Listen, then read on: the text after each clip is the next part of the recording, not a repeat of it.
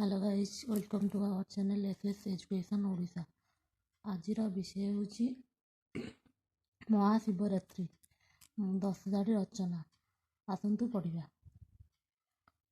1 number point, Mahashivratri Hindu मानकर एक पवित्र पर्व अटे।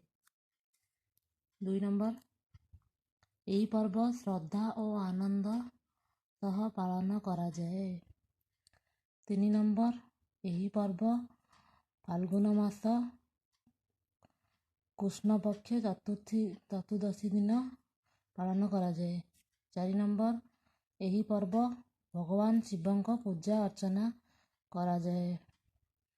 5 नंबर पॉइंट, किंवदंती अनुसार यही दिन भगवान शिव सृष्टि को विनाशरू रक्षा करथिले।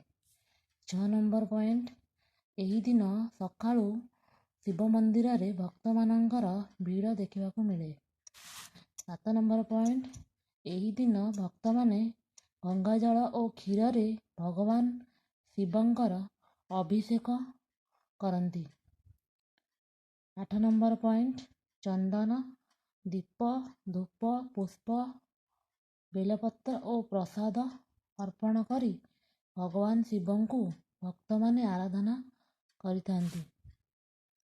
9 नंबर पॉइंट, भक्त माने यही दिन मन को शांत और पवित्र रखा पाई उपवास करथांती। 10 नंबर पॉइंट, कहा जाए जे यही दिन पवित्र मन रे भगवान शिवंकर आराधना कले निजर मनस्कामना पूर्ण हुए। Thank you. Like and subscribe my channel, please support.